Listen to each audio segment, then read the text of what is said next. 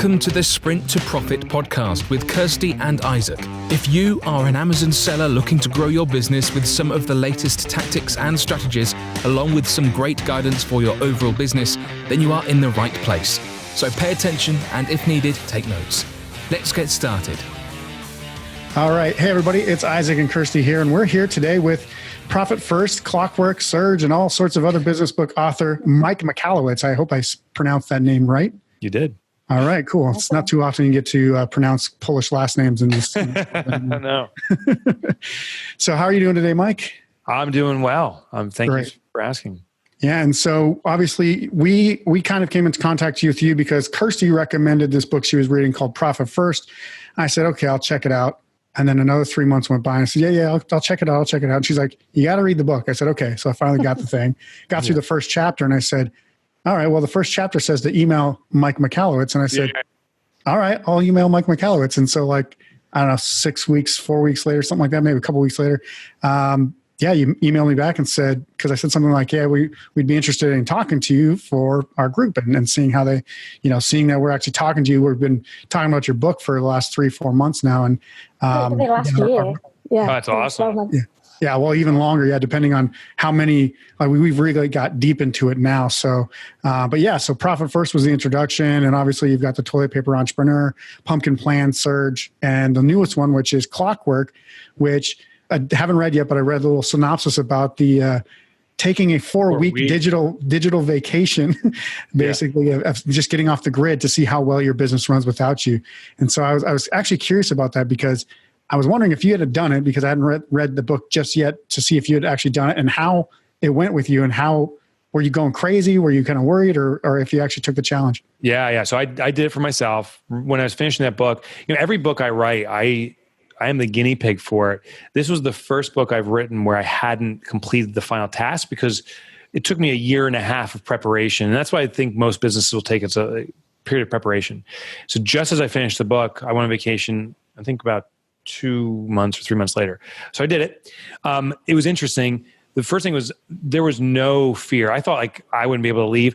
I left. I didn't look back at the business. I didn't connect. I didn't do anything. I was off for 4 weeks and just enjoyed life.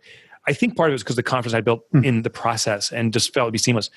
And the idea of these vacations is if you can extract yourself from business for 4 weeks consecutively without any active input, a small business can likely operate on its own because every element the business touches on happens during a 4 weeks period, invoicing and hires and fire, whatever. So you have to build a team to do it. Kirsty, of European descent, this is actually a standard practice in Europe. Like you call anyone in Germany in August, forget it. Yeah. Everyone's on vacation. Yeah. So it's more of this kind of Western mindset of we got to grind it out and hustle and work all the time. But the problem is it doesn't give our business independence. Mm-hmm. And I think the definition of entrepreneurship has become so bastardized that we think an entrepreneur is someone that's just constantly grinding and working like an animal. And it was never the intention of an entrepreneur. It was never the definition. An entrepreneur is someone who choreographs the resources, the people around them to achieve an outcome. They take an extraordinary risk of having a vision that they think can become a reality and then choreograph other people, other things, even clients to get to that vision. Yeah. And so the 4-hour work week, listen to me, the 4-week vacation, I'm like, Tim Ferriss's book is amazing. Yeah. 4-week vacation is the ultimate test that your business is running without you. And that's what we want. Awesome. That's awesome. Yeah. And did you get do you have any feedback from people that have done it? What was how did they feel the first week and then the second? It's a bit like a diet, you go, I've literally just started the detail. Yeah. It's interesting. The moment you make the decision, there's already a feeling. So the day you say, I'm doing this, and you go into your calendar and you book out 4 consecutive weeks, most people respond with the sensation of gasping. I can't do this. And then there's this realization, if you don't do it forcibly, meaning you schedule it, it will happen naturally. I don't know the day, but there will be a day you can't work. Because of an illness or accident, or you're just retiring, you're just want to give up. And if you wait until that period, your business is in for a calamity. So you are going to do a 4-week vacation or more. Mm-hmm. But if you do it deliberately, now you can strengthen your business to run on its own perpetually. So that's the first moment. There's a gasp and then a realization. And it's not like we book this thing out a year and a half and then we wait till it. We actually start doing certain test protocol. We actually go on breaks where we remove ourselves from the business, see how the business runs. And when you return, you ask your team, and maybe your team's one virtual assistant, but you ask the others that are continuing the business forward in the systems, what didn't work, what broke. And then your job is whatever didn't work in your absence are the things you need to systematize for the next test. And you test it out. People have gone on 4-week vacations. The stories back are unbelievable. One of my favorites just came back to me just a few months ago at the end of tax season here in the States. April 15th is the last day of tax day. It's also when March Madness, the basketball teams are playing. And an accountant, his name is John Briggs, emailed me and said it was my life's dream to go to the NCAA tournaments and watch March Madness basketball. And he's like, I never could because it's in tax season. And he said, oh my gosh, I never will if I keep on being the responsible party for tax season. So he declared his 4-week vacation for the last 4 weeks of tax season. So April, January, February, March, April. Yeah, thank you. From March 15th to April 15th, he took off 4 consecutive weeks. They ran not seamlessly. There was issues, but the team navigated it. He said the team actually felt elevated. They felt more confident because they were entrusted with more. So they were excited. John experienced March Madness, and he already booked the next 4-week vacation for tax season again. So that's one of my favorite recent stories, but they're pouring in. The realizations and the ahas people are having, and for myself too.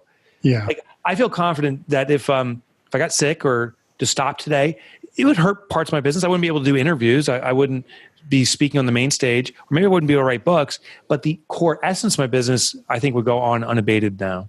Yeah. That's awesome, because we work with Amazon sellers, right? So our business model is pretty much, it's not hands off, but it's the best model that we found to essentially give you the best opportunity to have that freedom. So I was in a corporate job before I did this business, grinding it at work every day. I just wanted to do something different, found lots of different things, and then this business model was the best. And the key thing, you talked about the 4-hour work week, was that I read that book and then I was like, okay, I'm going to set up the business to fuel that. Yeah. And that's what we try and help people to do. But what they tend to do is, and I don't know if you've found this, is that they tend to swap a job for a job. Yeah. Right? Yeah. And so even though the business model is set up the right way, they just still don't seem to be able to get away from the computer. They're just sat there staring at it every day. So what would you say to someone like that who's got pretty much everything that's set up? Classic. And if you're experiencing that, that's the definition of humanity. So you're a human if you do that. Yeah. What it is this belief that productivity is the solution for business efficiency. And those are two separate things. We need a degree of productivity. Like, you have to be productive. But believing productivity will elevate a business to run on its own is totally a misnomer. So here's what happens with productivity. You have this much stuff in your day, your 8 or 10 or 16-hour day, whatever you define as a day. What happens is you use productivity tools to kind of pack it down. You say, well, if I take these shortcuts, use these applications, I can kind of pack down how much work I get done, and I can get more work done faster.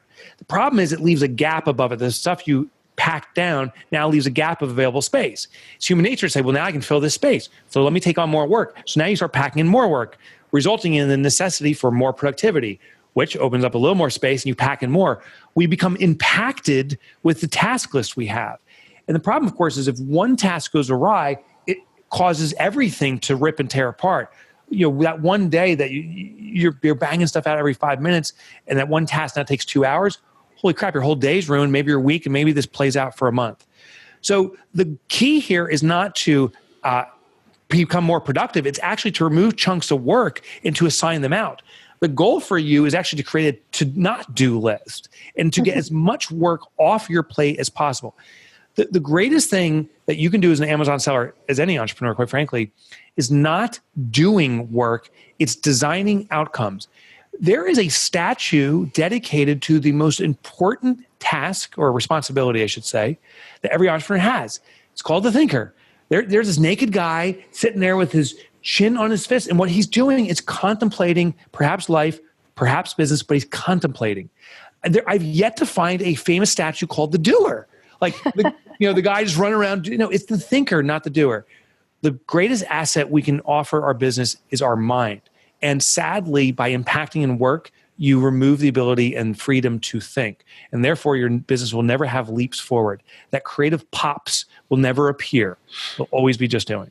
Mm-hmm. Yeah, and I think I should get a tattoo of that, or get like a banner that says, don't find stuff not to do, design outcomes, something like that, just so that people... I thought you were going to get the naked guy on your shoulder, the thinker. That would be awesome. So I guess there's a question we always have, because people, no matter how successful they get, they always think that they're not successful, right? So, hey, I've got a good selling business. I'm doing $100,000 a month or $50,000 a month or $20,000 a month or whatever it is. But then they just don't think that they're ever successful. And because they're looking at somebody else and gauging themselves off of that. And then they never can actually enjoy what they're doing. So do you ever have like a point where you can say like, here's where you can see your own success, and here's where you need to start actually rewarding yourself, maybe taking a vacation, then there's always people that like want to buy sports cars and stuff like that. So spend the money in a different way. Is there any way that you kind of define that role or that level of success for people? Yeah. So I'll give you two responses. One is the perception of I'm not as good as someone else or whatever. And then I'll give you some maybe practical stuff you can do to live in with the confines of what you're experiencing financially and otherwise.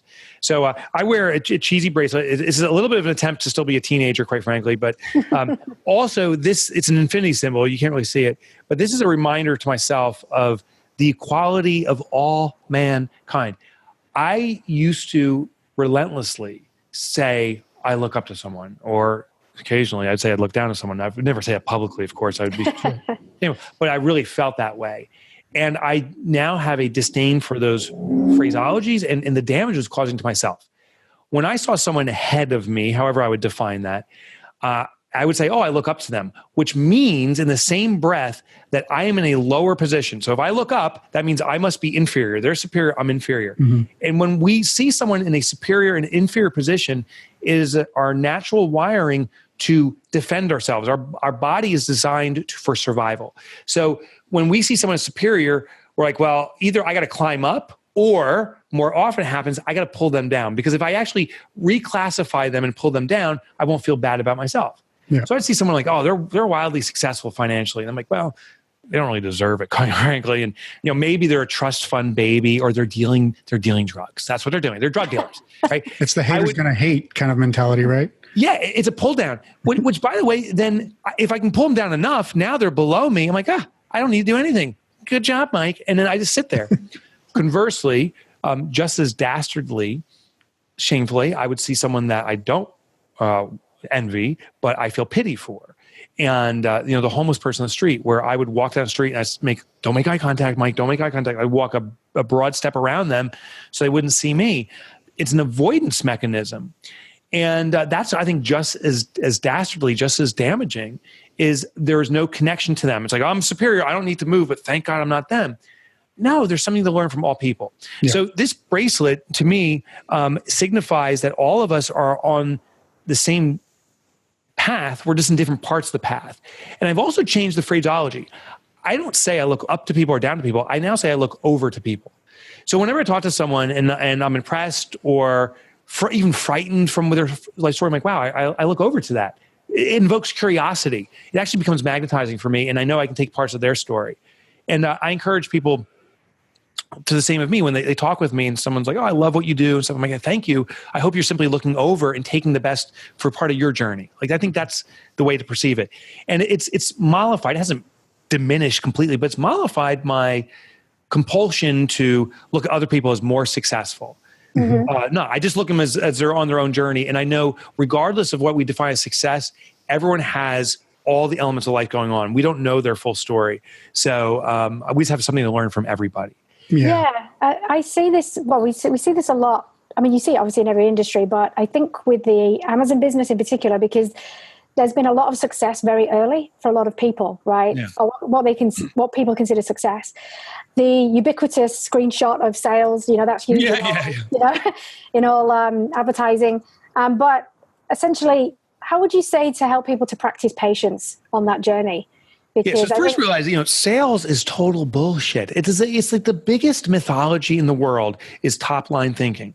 Yeah. And so, gosh, so many people, including myself, guilty as charged, brag about sales. Oh, look at my revenue.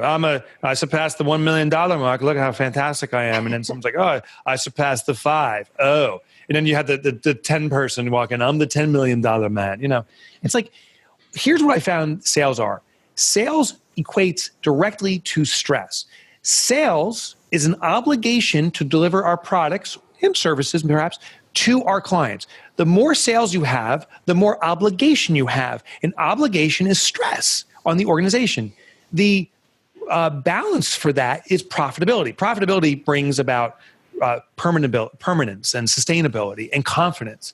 So as revenue increases, we better be cranking up the profitability. And quite frankly, I am more impressed by a company that does, say, $200,000 and they're banking away 20% profit day in, day out than a company that does $200 million and is doing 1% profit. Like, I really care about the profitability because that's sustainability, it's healthiness. And I know this, businesses that are trying to sell their way out of a situation are desperate. They think the only way to survive is by selling more, which is a cash flow game. And a company like that is not stable and is probably not a good provider. I'll tell you this. I can't think of a single client in the world that would come to you and say, hey, I want you to sell me more because I know you can't pay for your bills. They would say, no, I want to avoid you because you can't pay your bills. Yeah. Clients actually, they want us, they'll never say these words, but they want us to be wildly profitable. Our clients will never come up to me and say, hey, please come on, Kirsty, rip me off. Just take me for all I'm worth. They'll never say that, but they will say, I want to make sure, Kirsty and Isaac, that you're available for me, that if a problem happens, that you're not distracted and you can serve me, that you have redundancy in your inventory. If there's a broken product, that you can replace it without any hesitation. I want to be cared for. That's the words they'll use. And the only way to deliver on all those elements is if you have financial viability, profit. Because if you have a lot of money, a cushion sitting there, you can replace that product. You can care for the customer. You're not distracted by desperately trying to get a sale. You can finish the delivery to your client that you currently have. So our clients want us to be desperately profitable. Yeah. And we deal with a lot of people, obviously, with Amazon Business. They kind of do it on the side, and it's an e-commerce thing in general, right? So they tend to treat it as like a hobby, not a real business. Yeah. And therefore, they never actually make any money. Yeah. And a lot of times they're actually too comfortable to actually make that leap and go all in, right? Because they've got a good paying job, or they don't have to work for the money or whatever. Yeah. So they just like putting money into it. It's like an activity that they just never want returns for.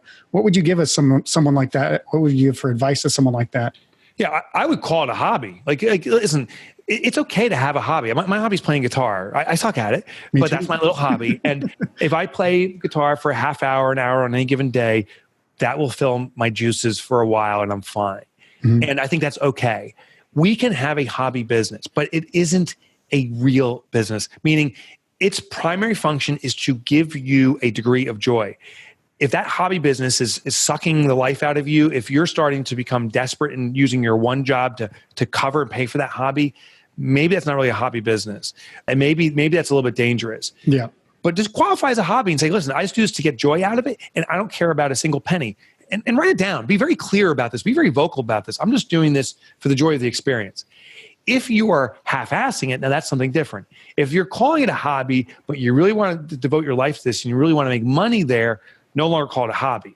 That's where you got to say, this is a real practical business. My full intention is this to support my lifestyle and to get joy out of the business. And then that's when you have to go in with very specific objectives and commitments. I'm going to achieve certain amounts of revenue. I'm going to assure a certain degree of profitability. Here's my time frame, and here's my if-then. If this happens, I'm quitting the job. If it doesn't happen, I'm actually quitting the Amazon seller and I'm going back to the job.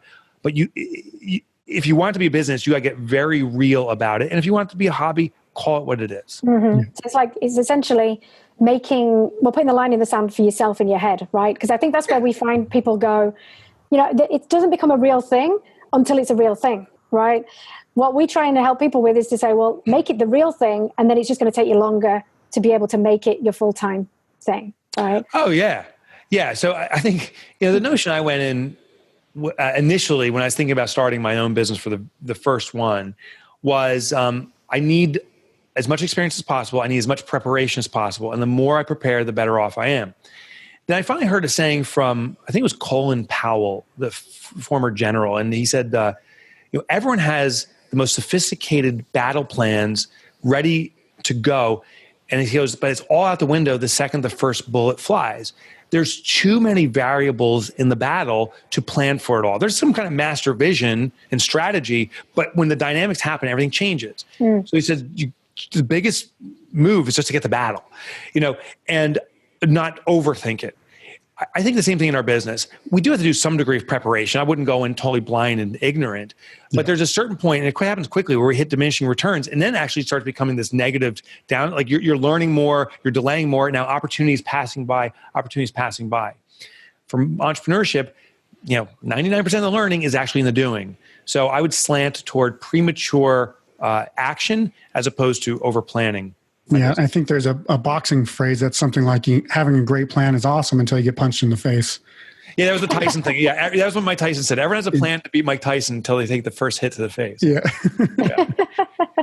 So I know that this is probably something you've heard before, but there's a few things that people always say, like, hey, Mike, you don't know my business. It really isn't profitable. I can't make profit. Talking more about the profit first mentality. And that's what we're going to kind of try to, and we've been preaching to our members. And that's why your book is a book that we actually give out for when people subscribe to our membership. They're going to say that it's different. It doesn't make profit. My business, you don't know my business. I just don't have profit. What would you say to those guys? So, well, now I have the statistical information. It does work. It does. So we have actually, there's an author, her name is Cindy Thomason, who wrote Profit First for e-commerce sellers, specifically works with Amazon. And I work with, she's a partner of mine. I work with her very closely. And we have hundreds, if not now thousands of businesses in the Amazon seller space doing Profit First, some with full implementations, others partially. And but the resistance, I still get it. Like there's, we believe now over 150,000 companies agnostically, not just Amazon sellers, 150,000 businesses that are doing this. And what we found is very common resistance is, you don't know my business, it's not going to work. The reality is, this is a behavioral-based system. It is independent of the business. What happens as money flows into your business, it is natural. It's the natural human tendency to see what we have available and believe that's what's available for whatever the apparent issue or challenge is. So like $1,000 comes in into our bank account, and we're like, wow, I need to buy inventory. I got $1,000 to buy inventory. So we go, we buy $1,000 of inventory. And then the next morning, well, what about payroll or the insurance or, whatever, the Amazon fees or whatever. And you're like, oh my God, I didn't think about that. It's human nature to revert to the immediate urgent issue and over allocate the amount of money flowing in. We are really bad at segmenting the use of money. The reality, though, is when $1,000 comes in, you have tax responsibilities. You have Amazon seller fees and stuff, I'm sure. You have inventory you got to buy. What about paying yourself a reasonable salary because you are an employee of your business? If you have other employees, there's all, logistics, and there's all these software subscriptions, blah, blah, blah. There's all these different fees. So what we need to do, and what we do in Profit First, is we allocate money to its intended use before we spend a penny. $1,000 comes in, we're going to take a sliver of that and allocate it toward profit. Every business should be profitable because that's the potion towards sustainability, and that gets rid of the stress of revenue, right? So that's the balance. We have to take a sliver of that for owner's pay. That's paying what I would argue the most important employee of any business ultimately is the owner that works within the business. A sliver to pay taxes. You are going to get taxed. The government sticks its hand in and pulls that money out. And then maybe for inventory, you can set up an inventory account. And so now when money comes in, we carve it up into these different accounts. And before you spend a penny, you see its intended use. And then we start working within the confines of its intended use, and we operate our business healthily. And this is regardless of how new or old your business is. It's regardless if you're making your first dollar or you're well onto your millionth dollar. It doesn't matter. What matters is that we know what's available for what purpose before we spend a penny. Yeah, and for anybody who hasn't read the book just yet, it's based on that old, save for a rainy day fund, mad money, vacation money, electricity bill, whatever. It's just this envelopes of jar system. Yeah. I'm just interested what you said there about inventory, because obviously we are an inventory-based business, and this is kind of what happens with a lot of people is they forget that part. They also forget the part that, you have to spend the cash probably 3 months in advance, maybe even 5 months in advance before you even see the return, right? Yeah. So what we've been trying to recommend to people, just as a ballpark, is the profit that you allocate yourself, maybe take 50% of that to reinvest back into the business if you want to grow that business. And then obviously you've got the normal costs that are going to come in anyway to keep the business going in inventory. But if you want to essentially use the business cash to fuel the business and grow it and scale it with new products, Have you got like you said you've been working with e-commerce sellers. So have you got an idea of how people should portion that cash out? Yeah. So I personally would not apportion profit. I think profit has a singular intention, is to reward the shareholders of a business. By starting an Amazon seller business, you've taken on extraordinary risk. I think it's 93% of the world population has never and will never start a business. So you're among the elite 7% in the world that has started a business. And just like I invested in public stock, like I've owned Ford, for example. When Ford sends its profit distribution, they sent me one, $13.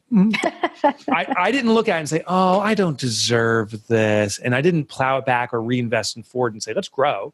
I didn't call them up and say, hey, can I come to the factory for an hour and work? I'm a shareholder. And they know I've taken a risk. I want the stock to go up in value, appreciation, so I can sell it one day, or it may go down. But they're rewarding me for taking on that risk. That's the exact and only intention of profit. In our business, you are a shareholder. You haven't owned, maybe 100% of the business. You want the value of the business to increase over time, ultimately maybe selling it, and you'll make a lot of money. Profit is the distribution to the shareholder to keep you engaged in the business. It's a reward mechanism. That's the intention. So what I suggest is profit stays for that. Maybe you adjust the percentage just slightly, but let's have another account called inventory. And I know as an Amazon seller, that's a major cost for you. So maybe for every $1,000 that comes in, maybe I'm just picking a random number, 50%. Maybe it's more, but say 50% of that money is for inventory. So say $1,000 comes in, I'd immediately allocate $500 to inventory. That's to replenish and buy new inventory, maybe try new products. The remaining 50% then gets carved up into profit. Maybe 10% of that goes into profit and blah, blah, blah, and you carve it up.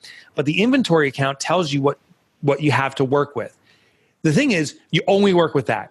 If you can't buy inventory for that, that's your business speaking to you and saying, we have a fundamental problem. Are the allocations wrong? Maybe we got to adjust that. Are we buying inventory too quickly? Or is it too expensive? Is there different inventory we should be buying? Are we overstocking? Like when you can't pay your bills, your business is telling you can't afford those bills. And it's not like, oh, let's just take from profit and not worry about it. No, we have to investigate it. This is where we change into a true entrepreneur, which is someone that becomes wildly curious about their business and starts moving the pieces to maximize the business's efficiency. So I set up an inventory account, in short. Yeah, brilliant. So just out of curiosity, so what we want to try to do and to inspire, each month we have like a new challenge, and we really want to set up what we call a profit first challenge for 30 days. Yeah. Just kind of coming from the mind of the mastermind here. What would be maybe some of the steps you would say, hey guys, for the first 30 days, here's the steps you would take to really put profit first in your business? So that's a great question. And I'm going to give you a bold statement first. If everyone doing this challenge does this, I guarantee you permanent profitability. Guaranteed. Promised. Needle in my eye. From the horse's mouth. Grandmother's grave, like all that stuff. But and it's so simple. That's my other promise. It's so simple to do that there's no excuse not to do it. So that's my promise. Guaranteed. So before I say this, I just want people that are watching right now to say I'm in or not.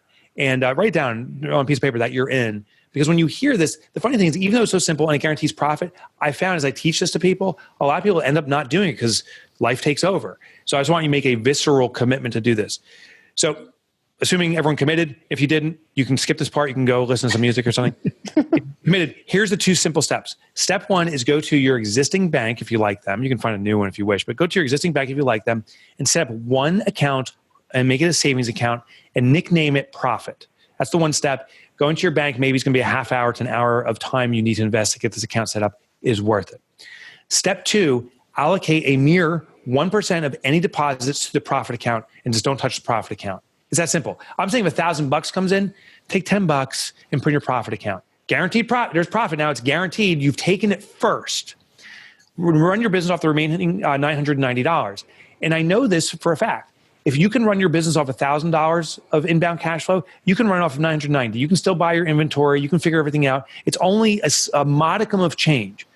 But the difference is you'll start seeing that profit account. Every time a deposit comes in, put in another 1% of whatever got deposited into that profit account. It'll start to grow. And what I found is that businesses that start this way by starting slow start to grow. They say, wow, I'm actually having a cash profit accumulating. What if I try 2%? What if I set up more accounts? We just start low and slow, nice and easy, and start building the mental muscle of, wow, I can take my profit first, and then you expand into the full system. If you do that 1% into that profit account for 30 days, I bet you'll get addicted to having a profitable business, and then you'll grow into the full system over the following year. Yeah, and like you said, it's a habit-based business, right? It's not just about, hey, you seeing money. It's like, hey, you're actually getting excited. Right. Yeah. And that's the big thing. This is a behavioral-based system. A lot of people say, oh, it's an accounting system. Profit First is not a accounting system. It's a cash management system based upon behavioral mechanics, how our mind works. Those are pretty big words for a real simple system. Basically, you don't change your habits. If you log into your bank account and see what your bank balance is every day, awesome. Keep doing that. We're just going to set up a system that channels that behavior to start driving the results you want, which is profit. Yeah.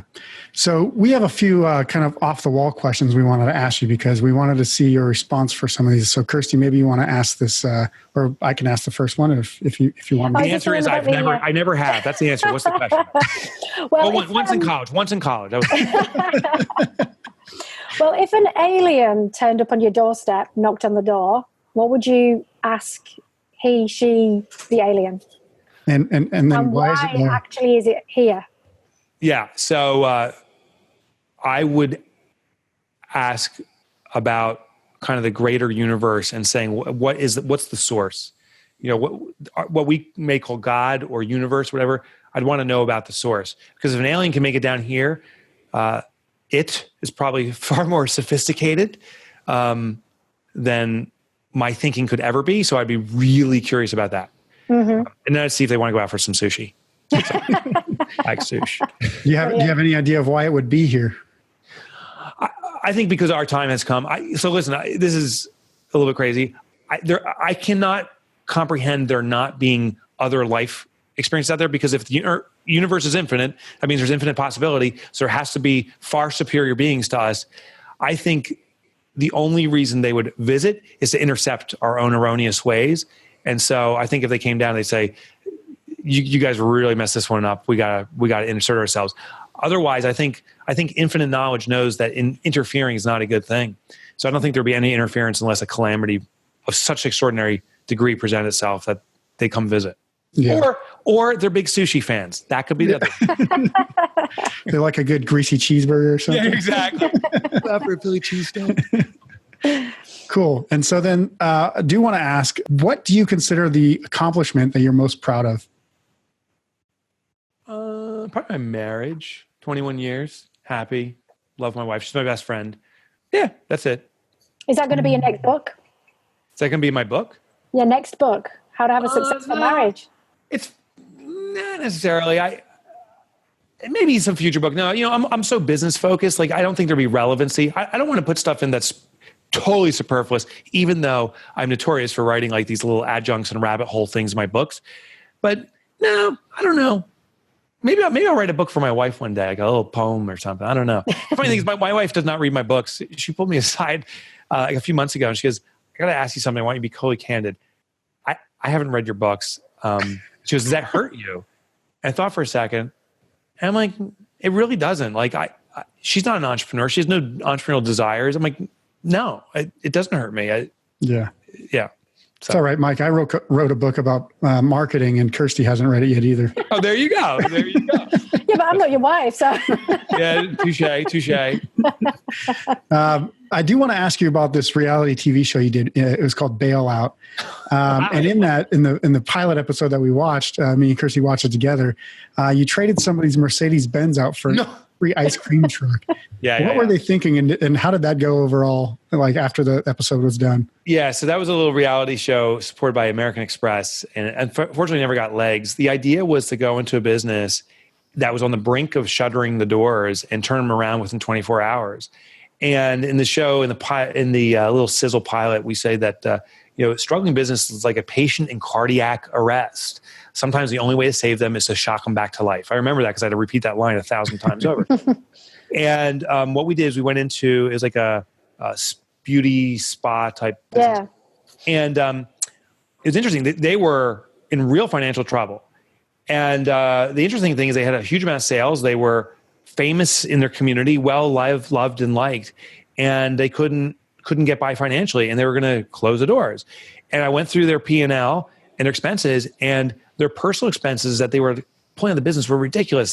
They had this nice apartment that the business was paying for the full thing, well beyond their means. They had a Mercedes, and that was such a good visual. That's what we picked on. They had this like super high-end $120,000 Mercedes in the driveway. They should be driving a Toyota. There's no shame in that. Actually, there's pride in that. And they didn't get it. So we said, we're going to do something shocking. We found, the producers of the show found it. We found a guy owned an ice cream truck, and in the winter months, it wasn't being used. And he said, I'll give you my truck because I want to drive around so people see the brand. So when the summertime comes around, they're buying from me. So it was a win for him. He says, I won't charge you. Just fill it up with gas and maintain it. No problem. So we towed away the Mercedes, traded it in, and they got an ice cream truck. And and the whole idea, of course, is not they're going to drive an ice cream truck for the rest of their lives, but it was kind of a punch to the face, that shock to say, you drive this ice cream truck around for a few days and see how many of your friends like make fun of you or even notice. No one freaking noticed. That was just a ride now. Yeah. And I just wanted to wake them up. You don't need an expensive ride. And often we justify it. Like, oh, if I had an expensive car, people will think my business is successful. If I had the big apartment, people will trust me more. That's all nonsense. Yeah. Yeah. And so if people want to connect with you, Mike, or if you wanted to like mention anything that they should check out, what would they do after this? So my website is the mecca, if you will, for all my material. I'll give you a way to get to it because Mike Michalowicz is the domain, MikeMichalowicz.com. Too hard to spell, too Polish, too long, too ugly. My nickname in high school was Mike Motorbike. And I've never driven a motorcycle, ironically, but if you go to MikeMotorbike.com, that forwards you onto my website. And I wrote for the Wall Street Journal for a couple of years. All my articles are up there for free. My books, you can get chapter downloads for free. I'm a blogger and a podcaster too. All free, of course. Yeah, and obviously we highly recommend. I'm going to check out Clockwork now that it's come out, and I've finished Profit First, obviously. But yeah, that's the next on the list. And then awesome! I hope you love it. Yeah, and I'll email you and let you know for sure. Please do. All right. Kirsty, did you have anything you wanted to ask real quick? Or? Yeah, no, I just wanted to say it was awesome chatting to you. Like we said, we are your biggest, I'm sure we're not your biggest fans, but we recommend your book, as Isaac said. As soon as anybody joins our program, they get a copy of the book. So, I love it. Yeah, because like you said, well, I picked on something you said earlier, which I'm going to steal, but I'll quote you, was that it's profit gives you confidence. And I think that is the key thing that we, especially with our clients and this industry in general, is that they have super confidence when they start, but then as they start to see the reality, it's just destroyed, right? So we want to get that confidence back for people. So I think I'm definitely going to use that as a lever to get them to implement the system for sure. And we'll use that 30-day challenge that you processed out to get them profitability immediately. Guaranteed, as Mike Michalowicz says. Baby. You just got to do it. Awesome. Well, we appreciate your time and thanks for coming on and talking with us today. And hopefully our members are going to see this and find it very useful in their businesses. Kirsty and Isaac, thank you so much for having me. Thank you very much, Mike. Have a great day. Don't forget to subscribe, and if you would like to get more information about selling on Amazon, head to goteamreal.com for some absolutely free training.